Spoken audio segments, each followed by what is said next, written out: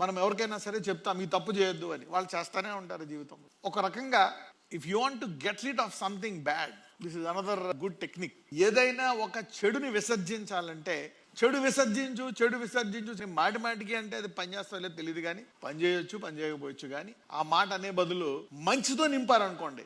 ఒకవేళ నువ్వు ఆ తప్పు చేయకూడదు, ఆ వ్యభిచారం చేయకూడదు, ఆ పాపం చేయకూడదు, అలా చేయకూడదు, ఇలా చేయకూడదు అని మాటికి మనం మాట్లాడే బదులు అతనికి రోజు పొద్దున్న ఒక 10 నిమిషాలు వాక్యం బోధిస్తాం అనుకోండి, లేకపోతే వాక్యం వింటున్నాడు అనుకోండి, పగలు మళ్ళీ మధ్యాహ్నం సాయంకాలం, అలాగా కొన్ని నెలల తర్వాత ఆ వ్యక్తిలో దేవుని వాక్యం ఎలా ఉంటుందంట, అది 2 అంచెలు గల ఖడ్గము కంటే వాడిగలదై. That is fire, that is a purifier. అది బాగు చేసి ఆ వ్యక్తికి తెలియకుండా ఆటోమేటిక్ గా చెడు పోతుంది. సో ఇది చేయొద్దు అనే దానికంటే ఇది చెయ్యి అని అది చేయిస్తే ఇది ఆటోమేటిక్ గా పోతుంది. This is one of the good techniques that you can do with your kids, with your family and your husband. అది మానేయమంటే మానలేదు, కానీ ఎప్పుడైతే దేవుని యొక్క మందిరానికి వచ్చి వాక్యం విన్నారో, ఆ మాటలు విన్నారో, ఏమైపోయింది, విడుదల వచ్చేసింది. స్త్రీలు తిడతా ఉంటారు, వీడు మారడు, వీడది వాడిద్ది అని వాళ్ళ అమ్మకు చెప్పి శాపాలెట్టి నానా పనులన్నీ చేస్తూ ఉంటారు. You see, the power of the blood of Jesus and the cross has delivered him.